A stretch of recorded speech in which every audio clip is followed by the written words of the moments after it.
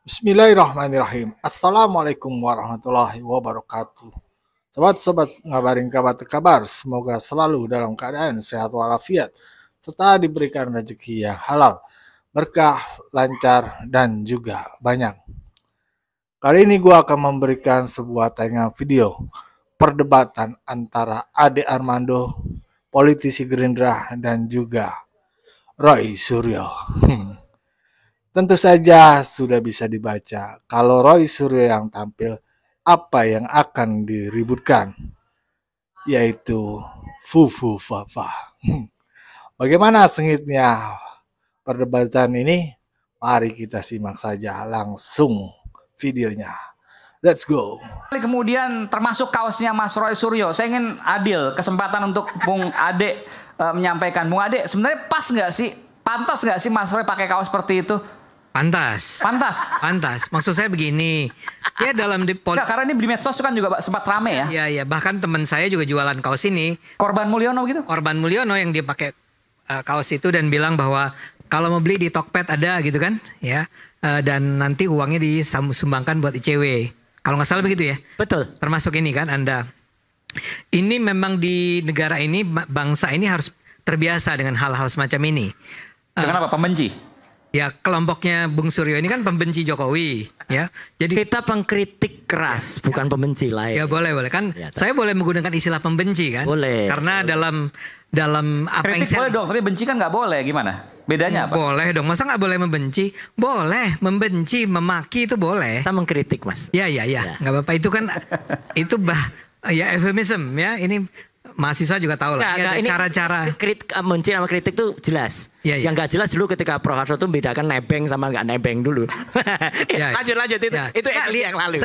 Saya bisa merasakan kok cuplikan-cuplikan yang Anda gunakan, ya referensi yang Anda gunakan, diksi yang Anda gunakan itu semua menunjukkan bahwa Anda itu memang anti Jokowi. Yang adalah oke, dalam demokrasi itu boleh loh. Nggak ada masalah sama sekali. Anda mau menghina saya sekarang, Ade Armando penjilat Jokowi atau Kaisang? Ya, oke buat Mas Ade, tapi dilaporin, dia ada 2 laporan. Dia dilaporkan. Iya. Tapi kan tidak pernah sampai ke tahap pengadilan. Jadi di Indonesia ini buat teman-teman. Kan sempat di penjara loh Mas Roy. Oh sempat ya? Sempat di penjara. Yang akhirnya pada saat di pengadilan sama sekali tidak terbukti. Aneh juga itu. Iya. Berapa bulan Mas Roy? Ini kita buka berapa bulan? 9 bulan. 9 bulan di Pengadilan Negeri Jakarta sama Mahkamah Agung. Ditahannya berapa lama? Ditahannya 9 bulan. 9 bulan. Anda sempat ditahan 9 bulan? Sempat ditahan 9 bulan. Di lapas mana itu? Apa namanya? Salemba. Salemba. Ya, jadi ditahan beneran loh ya. Enggak yang kayak cuman ditahan tapi sebenarnya nggak pernah masuk itu. Saya ditahan beneran. Nah, buat teman-teman, jadi ada hal-hal yang memang masuk sebagai sesuatu yang dianggap melanggar kebebasan berbicara. Maksudnya adalah dalam kasus Mas Roy dia dianggap menghina agama. Betul ya? Dan itu nggak terbukti. Iya betul, nggak. Saya tidak mempersoalkan itu. Tapi sekarang seperti kata Ade Armando itu, Ade Armando penjilat Jokowi itu boleh, ya. Anda boleh melakukannya. Bahwa ada orang yang mengadukannya ke polisi adalah soal lain, ya. Karena boleh juga orang mengadukannya ke polisi.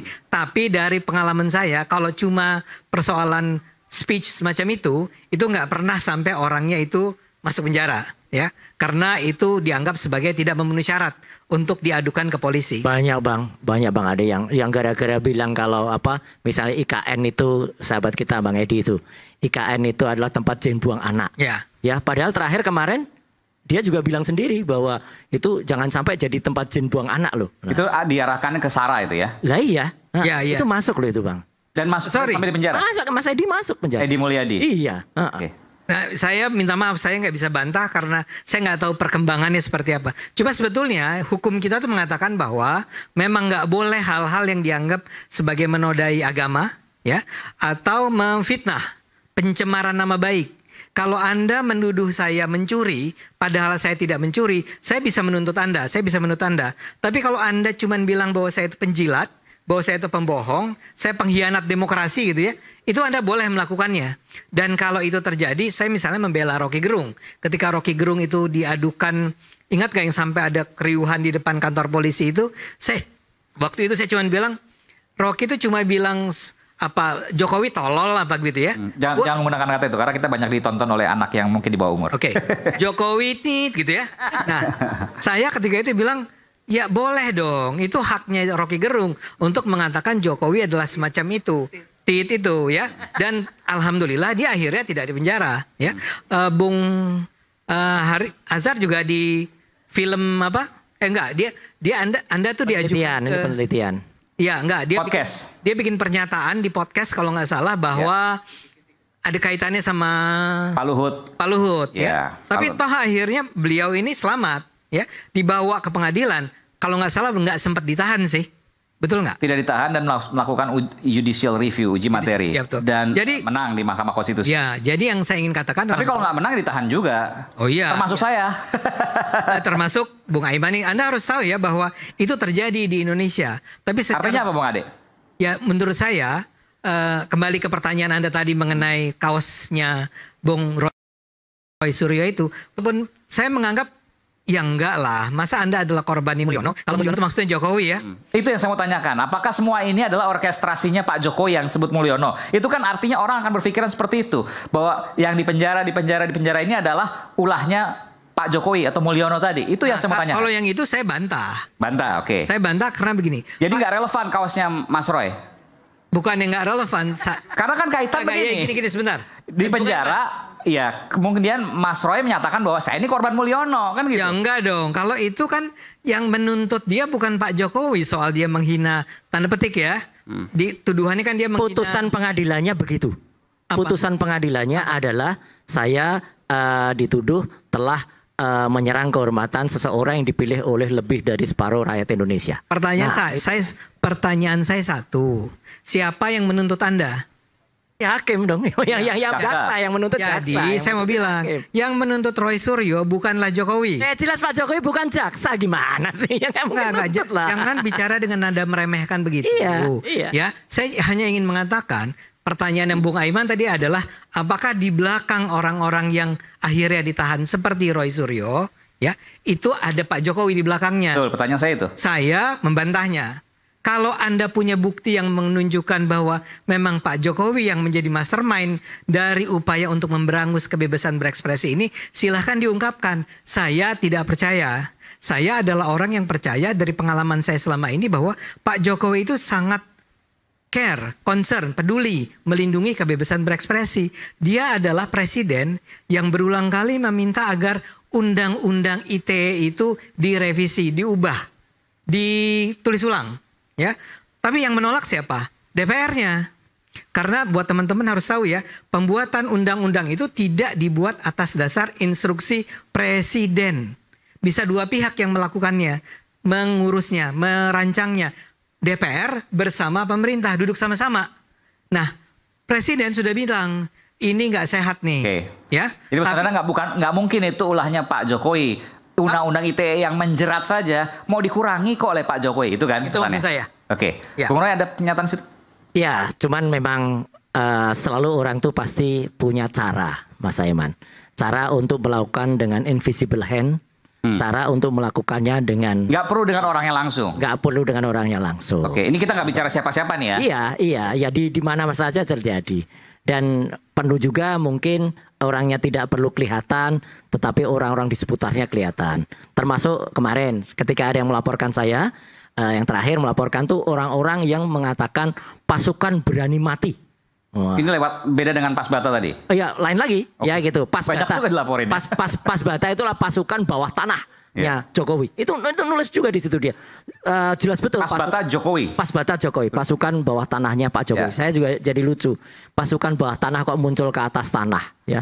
Itu kan nggak konsisten juga. Mungkin yang bersangkutan tidak pernah memerintahkan, mungkin mereka menjilat, mereka sendiri mungkin yang ingin menjilat yang bersangkutan, bisa jadi. Tetapi kan mendiamkan saja dia. Kalau dia nggak setuju, harusnya dia bilang, kamu nggak usah mengatasnamakan saya loh. Nah itu baru, itu saya angkat jempol kepada yang bersangkutan. Yang bersangkutan membiarkan saja, Mas. Ada pasukan-pasukan. Dalam 10 tahun terakhir, itu adalah gaya Pak Jokowi, bahwa kalau dia dihina ijazah SMA-nya itu palsu. Apakah dia membantahnya? Iya, dia bilang enggak, saya lulus SMA. Tapi apakah dia kemudian menuntut balik orang-orang yang mengajukan? Memang tidak. Tapi kan itu yang saya bilang. Sayangnya pengadilannya kan sampai dengan saat ini tidak berhasil atau tidak bisa membuktikan ya karena ada sistem. Ya kita tunggu saja lah Mas Ade. Kita tunggu saja. Mungkin kemarin karena masih ada invisible hand yang ada. Tetapi kalau maksudnya itu sudah invisible hand yang merupakan ya namanya invisible hand, kita nggak bisa nuduh kan. Ya karena invisible kita gini ya. Kita bicara tentang fakta ya. Saya bukannya sekedar ingin mencari-cari. Saya bukannya ingin mengatakan mana buktinya. Tapi kan kalau Anda sampai menuduh misalnya Pak Jokowi adalah seseorang yang menjalankan kekuatan untuk mengintervensi keputusan pengadilan, please gitu ya, tolong kan? Sampaikan petunjuknya mana. Ya, gak harus sampai kita tunggu saja, saja. Gak usah kemarin, karena kalau kita bicara fakta kemarin baru ada fufu fakta. Ya, jadi belum ada fakta sebenarnya. Tapi nanti akan ada. Tuhan itu tidak pernah tidur, Mas. Jadi Gusti Allah tidak sare dan tinggal tunggu saja. Banyak yang jelas PR-nya banyak, Mas Aiman. Yang kemarin tuh nunggu supaya terbukti. Misalnya apa? Misalnya soal SMK, ya SMK sampai sekarang juga tidak terbukti kebenarannya. Penjualan maksudnya. Penjualannya. Okay. Terus soal Fufu Fafa tadi, ya itu clear betul, akan kita kejar betul. Karena maksudnya gini, itu sudah jelas-jelas ada unggahan hate speech ketika 10 tahun yang lalu bahkan menghina presiden kita sekarang, Pak Prabowo, ya gitu, dengan mengatakan keluarganya, gitu ya. Itu ada banyak sekali ujarannya sangat. Tapi kan kemudian kalau itu bukan yang bersangkutan, sudah jelas seperti kemarin Mas Ade. Kalau bukan itu Mas Roy yakin bahwa itu adalah, kayak sebut aja misalnya Mas Gibran gitu. 99,9% itu adalah wapres sekarang, Gibran Rakabuming Raka. Clear. Iya, technically kami sekedar menunggu. Ya. Kalau Anda mengatakan 99,9%, kurangnya kan tinggal 0,1%. Ya. Please berikan itu kepada publik. Iya, sehingga kita udah banyak di mana-mana, Mas. Udah banyak. Nggak ada, buktinya nggak ada. Kok buktinya nggak ada di mana sih? Buktinya sudah jelas. Oke. Welo itu. Nah. Bisa saya tengahi? Silakan. Ini aja. Ini Gerindra seneng ini. Ya saya harus tengahi sebagai orang yang mungkin sedikit lebih muda dari senior saya di sini. Saya pengen sedikit lebih bijak. Kita beranggapan lah, ya kan? Let's say lah ya, bahwa akun Fufu Fafa ini kita anggap adalah akunnya Mas Gibran. Kan seperti itu. Ya. Itu kalau dari terminologi yang dia sampaikan oleh Mas Roy. Betul. Tapi efek dan dampaknya itu apa sebenarnya? Yang ini kan korbannya adalah Pak Prabowo. Pak Prabowo santai-santai aja tuh. Itu satu. Jadi beliau nggak baperan soal masalah itu. Nanti dulu. Bagus. Ya, nah itu beliau nggak baperan masalah itu. Bukan hanya Fufu Fafa. Yang mungkin 1/4 yang masuk kabinet itu pernah mengkritik dan mencaci maki Pak Prabowo. Termasuk PSI. Termasuk beliau. Termasuk PSI pada saat itu memberikan award. Saya ikut yang melaporkan. Masih terdata itu di Polda Metro Jaya. PSI-nya kan orangnya kan enggak. Iya. Dulu Ya kan artinya apa? Kakak Grace kan. Ya. Grace kan nggak masuk pakai kabinet. Tapi apa? Yang ingin kita ajarkan bahwa ya kan kita harus ada terminologi tentang masalah lawan, musuh, ya kan. Kita berlawanan tapi kita tidak bermusuhan. Itu dulu yang penting. Berlawanan, bertanding, tackling. Selesai dari situ, selesai pertandingan, the game is over. Salaman kita pelukan, kayak main bola aja udah. Kan seperti itu. Okay. Bukan bermusuhan. Kalau bermusuhan, selesai pertandingan masih ngomel. Nah ini yang coba dicontohkan oleh Pak Prabowo. Bahwa ketika pertandingan sudah selesai, ayo gabung-gabung dulu dengan kita. Nggak, tapi ini menarik nih, Bung Hendar Sam. Oke, katakanlah Fafa punya Mas Gibran. Efeknya apa sih? Itu pertanyaan bagus, Mas Roy. Efeknya, kita tidak rela saja punya seseorang yang memang punya jiwa dan itu nggak bisa hilang. Bahkan kata seorang dokter, ya itu anak ini sudah otaknya sebagian sudah saya sampaikan.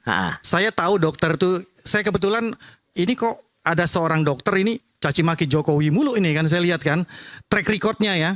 Itu tiap hari tuh dokter T itu yang ngomongin Jokowi aja terus. Jadi masalah itu sebenarnya saya rasa ya kan, ya ini masalah. Bukan hanya dokter itu Mas. Salah seorang psikolog forensik juga mengatakan si Fufu Fafa ini berbahaya. Ya sekarang masalahnya gini, korbannya adalah Pak Prabowo. Nah ibaratnya, saya kasih analogi nih biar gampang ya, secara filosofi ya. Ini ada 2 orang, ya kan, temenan. Habis itu ada temennya yang ketiga atau tetangganya deh ngelihat. Kau itu lu diomongin tuh, dikata-katain tuh. Habis itu yang dikatain, Enggak kok, biasa aja kok, nggak ada masalah apa-apa. Ya kan? Tapi lu nggak boleh gitu dong. Lu harus ini dong. Itu nggak beres tuh sama lu. Enggak, udah gua nggak mikirin masalah itu. Yang penting lu, gua sama dia. Ayo yuk kita barengan yuk, kita bangun bangsa ini. Kita rukun-rukun aja. Yang jadi pertanyaan, pihak ketiga yang ngomporin ini motivasinya apa gitu Ya, loh. kita Ini kan salah, aneh kan salah, gitu kan. salah. Aneh gitu Salah, loh. salah Mas Ya, Aiman. ini bukan konteks- ngomporin Mas. Ya, enggak. Ini demi bangsa. Iya. Kita tidak rela ada seseorang yang memang dia, let's say, oke lah dia udah terpilih sekarang. Tidak rela seseorang yang punya latar belakang seburuk itu, ya, sejahat itu, sekejam itu, sesadis itu terbiarkan saja nanti. Karena ini akan berbahaya. Nantinya akan berbahaya. Mas mungkin baru akan ngalami beberapa tahun lagi, ya, ketika kemudian berkata, oh ya Mas Roy ternyata dia begitu. Sama seperti halnya 10 tahun yang lalu. Ketika Mas Aiman, saya mementaskan pentas wayang dengan judul Petruk Jadi Ratu.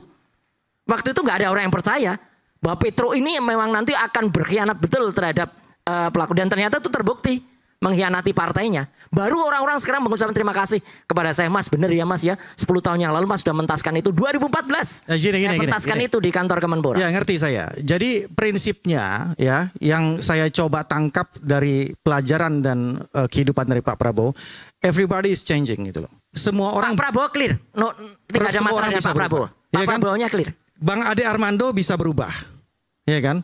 Sangat. Secara kontekstual ya. Artinya pada saat itu mungkin beliau belum tahu Pak Prabowo seperti itu. Anggaplah Fufu Fafa pada saat itu belum tahu, ya kan? Belum tahu karakter Pak Prabowo itu sebenarnya seperti apa, ya kan? Setelah tahu, oh beliau ternyata pakai ini lah. Oke. Ya, ini Tapi bukan Pak soal Ade karakter. Armando nggak jadi wapres. Yang Itu jadi masalahnya. Wapres. Enggak, menurut saya Konteksnya di boleh situ. nggak saya Nggak boleh. komentar? Nggak, Saya komentar sedikit. Saya mau Boleh, fokuskan boleh. aja, terusin aja ributnya terusin. Saya mau Sebentar. Nggak, saya mau Oke. katakan bahwa sebetulnya kita izinkan saja mereka mengejar terus Fufu Fafa ini, dan kalau sampai ternyata terbukti, ungkapkan saja kepada publik. Kalau mau memang Setuju. dibawa ke pengadilan, silahkan. Dan Kita nggak punya masalah dengan itu. ya sekarang masalahnya, kalaupun itu sampai nanti, saya nggak tahu dia. Dari sisi pembuktian juga itu, saya orang hukum ya, sisi pembuktian juga susah ya. Yang kedua, Susahnya apa Mas? enggak, udah, nanti saya selesaikan dulu ya. Yang kedua, dari esensi yang ingin kita ajarkan ke bangsa ini untuk apa? Untuk apa? Kita ini mau persatuan. Jadi udah gitu loh. Bukan Saya apa, nggak nggak bisa ngomongin dong. Nggak Mas bisa Mayor- Mas seseorang yang sudah pernah melakukan seperti itu terus dimaafkan gitu aja. Ini bukan soal dimaafkan. Dia berpotensi untuk berbahaya bagi Republik ini. Saya warning itu aja. Fufu Fafanya ya. Iya anaknya. Ya, itu Fufu Fafanya sangat kan berbahaya. bukan Mas Gibrannya ya. Mas Roy, ini harus dijelaskan juga. Maksudnya berbahaya untuk Republik ini apa? Kan bicara misalnya ketik ya. Memang kadang-kadang jari itu suka luar biasa. Apalagi 2014. Misalnya orang kan berpikir seperti itu. Mas Roy, saya nggak usah jauh-jauh. Satu aja. Iya. Satu aja juga. Dia nggak jujur gitu aja udah. Iya. Udah jelas BSSN, Badan Cyber dan Sandi Negara, menurut bocor alus Tempo mengatakan kalau Fufu Fafa itu adalah Gibran Raka Buming Raka. Udah ada gini Mas. Menurut adiknya Kaisang Pangarep itu jelas dia ditanya, ini kamu, jawabnya bukan, tanya korek. Oh, Dia nggak jujur. soal sikap maksudnya ya. Soal sikap dia udah nggak jujur. Sorry, Kaisang nggak bilang. Enggak, gini. Di bocor alus Tempo Kosong. bilang begitu. Kaisang nggak bilang begitu. Di bocor alus Tempo Kalau bilang begitu begitu. bocor alus Tempo itu bohong. Ya udah. Nggak ada silahkan. Kaisang Ya udah. bilang begitu.